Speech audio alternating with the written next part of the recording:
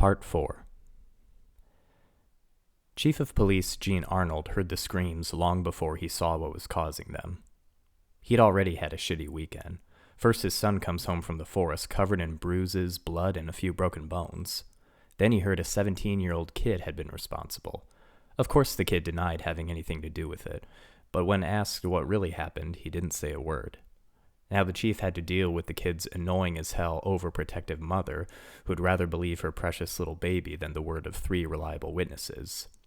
So he was understandably annoyed when he got a breathless call from one of the officers stationed outside. "Chief, you better get out here quick," the officer said, sounding scared to death. "Something fucking strange has just arrived, and we need your orders, or else me and the guys are ready to open fire immediately."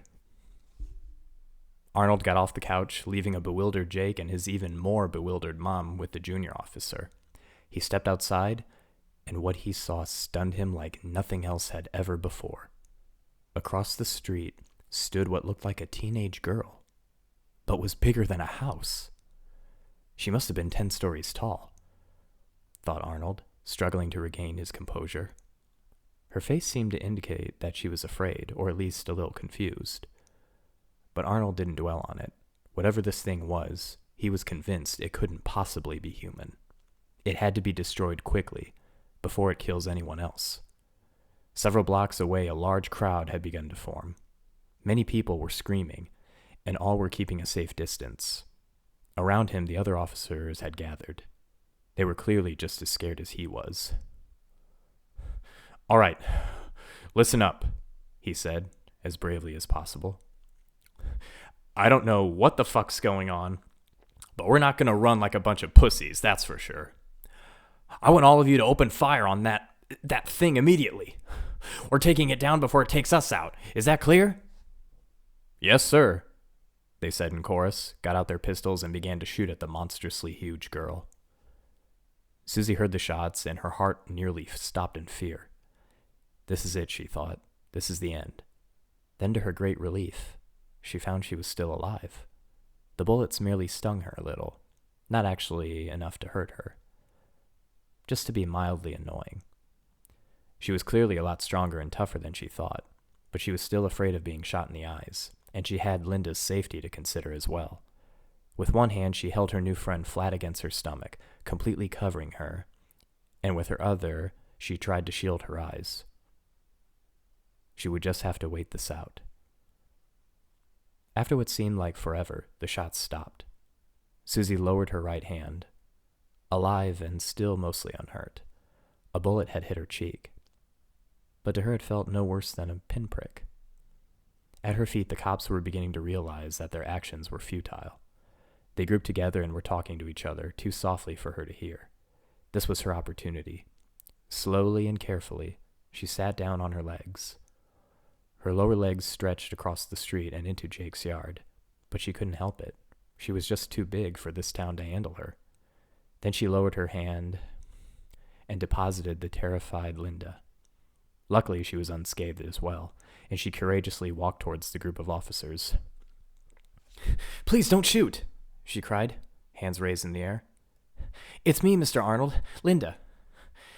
Billy's ex-girlfriend, remember? Please, you have to remember me." The chief came storming towards her. He grabbed her by the shoulders, not believing his eyes.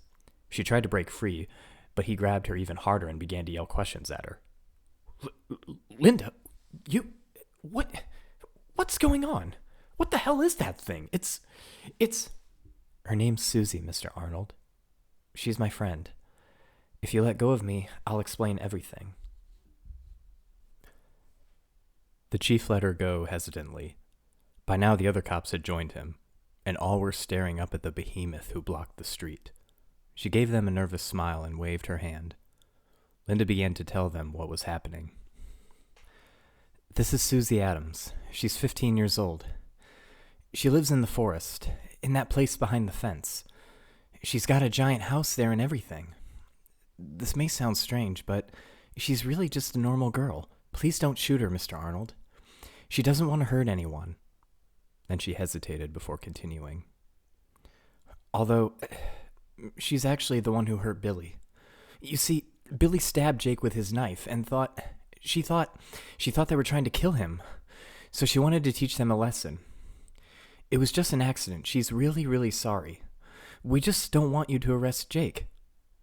That monster attacked Billy?" the chief interrupted. You're telling me that's actually a human? No way. I don't believe you. That thing's got no right in my town. Shoot it, boys." The others didn't listen. They were all staring at Susie now, completely entranced by her. She hadn't lifted a finger against them and was trying not to move at all, as if she could help it. The longer the other officers gazed at her, the less they thought of her as dangerous. She looked like nothing more than a lost child, if an impossibly large lost child. One of them murmured that she looked almost like his own daughter. "Are you fucking deaf? I told you to shoot it!" Arnold drew his pistol, took a few steps closer to Susie, and fired a volley directed at her chest. Again, it had no effect, and this time Susie had had enough. She grabbed the chief by the back of his uniform and lifted him up. Quick as lightning, she flicked his gun out of his hand. He dangled helplessly, screaming and trying to hit the fingers which were holding him. "No wonder Billy's so aggressive all the time," she said calmly. "He clearly takes after his dad. Well, my dad told me never to hurt people, no matter what. But in your case, I might just make an exception." No, wait, Jesus, let me go. Oh, God, please." He continued on like this for a while. Susie swung him from side to side, letting him see just how high up he was. Eventually, she guessed he might be getting a bit nauseous, so she put him down again. He fell on his hands and then threw up. "Serves you right," she declared. "All I wanted was to help out my friend Jake, but your mind was obviously made up about me from the start. Now I know why my daddy warned me not to come here." She turned to the other officers who were huddled together in fear and asked them where Jake was. Before they could answer, though, a figure emerged from the house and came running towards her. It was Jake, and before he knew it, he was scooped up by the giant hands and given a giant kiss. You came for me?" he asked, while she kept on kissing every part of him. She then hugged him like she had before. "Susie, Why?" "Why?" she repeated. "Can't you see? I love you, Jake. I'm in love with you, and I can't live without you." It took a while for her words to hit him, but finally they did. And suddenly, it was as if he'd always known.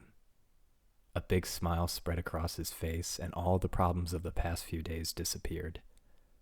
It was just Susie and him, and nothing else mattered. She drew him in for another kiss, a more discreet one this time. Unlike Jake, who seemed lost in pure happiness, she was aware that they were being watched. The crowd of people, which had earlier run from her in terror, were now drawing nearer and nearer. She could hear the noise of a myriad of conversations going on around her. Then, out of nowhere, a helicopter flew by beside her. It landed carefully in the next street next to her. Out stepped her dad, the pilot, and the two doctors. They all stared at her in amazement. Next to them stood a woman, who she guessed was Jake's mother. Her face showed alarm and confusion, and she looked ready to faint. Then Susie saw her dad take the woman aside and explain things to her. "I think we've got some explaining to do," she whispered to Jake. She put him down next to his mother, who immediately embraced him. Her father then approached her and motioned her to pick him up. She did so, hoping she wasn't going to get too much of a bad scolding. "Susie," he began, "I don't know what's going to happen now, and frankly, I couldn't care less. I don't know what made you decide to come here, to disobey every one of my orders and risk your own safety. What you did was highly irresponsible, and on any other occasion, I would feel forced to punish you. But, he added, on this occasion, I, unlikely as it may seem, think you made the right choice. I've raised you all my life and watched you become the person you are now. And I'm proud of you, Susie. Really? You mean it? Oh, Daddy, I'm so happy. She leaned forward to kiss him, but he held out his hand to stop her. Not so fast, he commanded. He pointed down at the ever-increasing crowd of people below. That boy's mother is terribly upset, Susie. So are, I suspect, most of the people you see below you. Like it or not, they'll be demanding a huge explanation, not just from me, but from you as well. But what should I do? What? First things first. You'll put me down, and I'll try to appease the crowd with an explanation. Then you'll take the boy and his mother back to the cabin and wait for my arrival. Once we're all there, you two will tell me exactly what's going on between you. Understood? Yes, Daddy. I understand. Good. Now put me down and I'll try to quiet down this circus. She did as she was told. All around her, the police officers were busy trying to control the crowd of people. The chief was nowhere to be seen. A lot of noise surrounded her, and she wanted nothing more than to get back to her peaceful home in the forest. If this is what normal life will be like for her, she wanted nothing to do with it. She saw her dad talk to Jake and his mom, then watched as they approached her knees. Jake indicated that she would pick them up, which she did. Susie, Jake said, I'd like you to meet my mom. Mom, this is Susie Adams. She's, well, I guess you could call her my girlfriend. Pleased to meet you, Susie said in her friendliest voice. Mrs. Darren just looked at her with wide eyes. This was clearly the most bizarre thing that's ever happened to her, and it would be a while before she was adjusted well enough. Susie decided it was time to get going, and she told her tiny passengers she'd keep them safe. Suddenly, she heard a small voice far below her say, "Can I come too?" She looked down and saw Linda standing right next to her leg, arms behind her back. In all the excitement, Susie had completely forgotten about her. And yet it was thanks to her that Jake was not currently in custody, and that Susie could not have told him that she loved him. She carefully picked up Linda with her thumb and forefinger and placed her next to Jake in hand. "Sure you can come," Susie said. "You're my friend, remember? Besides, if it wasn't for you, well, let's just say I owe you. Now hold on, we're getting out of here." She stood up, and from the crowd arose a combination of gasps and shrieks. Then with one long step, she was on the other side of them. She set off in the direction where she came, treading carefully so to not crush anyone or anything. It would take some getting used to, but she felt ready for a new life, a life without secrecy. There was so much she wanted to do and see, but it would have to wait until tomorrow.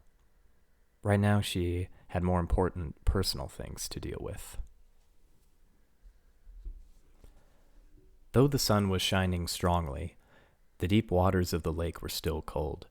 Susie didn't care, though. She was having too much fun to notice.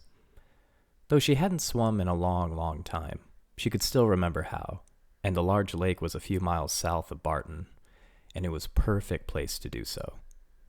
No boats dared to come near her, so she basically had the whole lake to herself. That didn't mean she was alone, though. News of the 100-foot girl had spread quickly, first throughout the country, then throughout the state. The day after she decided to rescue Jake from the police, every newspaper in the country featured her as the main story. When she came down here just after sunrise, she'd been looking forward to a quiet and relaxing swim. In no time, however, they began to arrive. Thousands of people, including hundreds of reporters, news crews, and photographers, crowded along the lake shore. They gawked in astonishment at the red-headed giantess as she strode before them in the shallow water. She was wearing a blue bikini swimsuit, though where she got it, a few of them could not guess. Susie was equally astounded by the throngs of people that had gathered by the lake. She'd always thought of herself as a shy girl, but for some reason, she enjoyed all the attention. She waved and smiled at the photographers and the cameramen, and when she suddenly stepped in their direction, they ducked for cover, which made her laugh. It felt amazing, knowing that she was so much stronger than the tiny people below her, that not one of them was even a match for one of her fingers. She felt a little like a goddess, and she loved it. Eventually, she grew bored of posing for the crowd, so she decided to leave. But not without one last bit of fun, though. Next to her was a region of deeper water, and leaping as high as she could, she splashed down into it with all her force. The resulting splash was truly enormous. A veritable shower descended upon the crowd of reporters, and a miniature tidal wave struck the shore, drenching everybody. Susie heard the shrieks of dismay and wondered if she had been a little too mean to them. But she quickly shrugged it off. After all, if they were going to spy on her from now on, they better be prepared for the consequences. A small island lay in the center of the lake, and she swam swiftly towards it. It was uninhabited, so no one would be waiting for her, except the one person she brought there earlier. She walked towards the little beach and lay down on the warm sand. It really was a tiny beach, and she had to curl up her legs in order to fit on it. Away from the crowds, she heard only the peaceful sounds of the birds in the trees and the waves lapping the shore. The sun kept shining, and within a few minutes, she was completely dry. Just as she was drifting off, she felt a ticklish sensation near her waist.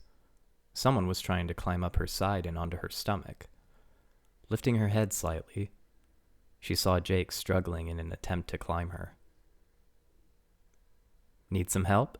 she giggled. Before he could answer, she stuck her hand in the sand beneath him. In no time at all, she deposited him on her stomach, just above her belly button. She shivered as he lay down on her. Evidently, he just returned from a swim and was still wet. He stretched out upon her exposed skin, running his arms across her. "Ah," he sighed. "That's perfect. So warm, so comfortable. Hey, I'm trying to get a perfect tan here, you know." She grasped him, waist between fingers, and dangled him above her face. Then she rolled over and dropped him into the ground. With one scoop of her hand, she dug a massive hole in the sand. Into the hole she dropped Jake. Then she refilled it with sand. She laughed at how embarrassed he looked. Only his head and shoulders emerged from the sand, and try as he might, he could not free himself. He could see her massive breasts in front of him, crushing the ground beneath them, and he felt extremely puny. Having a giantess for a girlfriend was definitely not going to be easy. But he promised to stand by her always, and he intended to keep that promise. "So, did you enjoy your swim?" he asked, as she stroked his head. She nodded, and he could see her eyes sparkling with delight. It must be wonderful for her, after all those years cooped up in a small cabin, to suddenly feel so free. "It was wonderful," she said, as if she'd read his thoughts. "Thank you for taking me here, Jake. I'll come here every day from now on." She dug him loose and she shook the sand off of him. "I think we'd better get back soon," he said. "Not much time left before your interview, you know?" "Oh, damn, I almost forgot about it. I hope I'm not too late. Come on, let's go." She picked him up and waded into the water. When it became too deep for her to stand, she placed him on her shoulder. He held on tightly to the strap of her bikini as she swam calmly back to the mainland. Her interview was scheduled to start an hour from now. All the major news networks will be in attendance, but she felt confident she'd be able to answer their questions. She was ready to face the world, but was the world ready to accept her? Susie really wanted people to like her and feel comfortable around her, but that would demand a lot of hard work from her. Her old life was well and truly over, and an exciting new one lay ahead. And for the first time in her life, she felt glad about it. The end.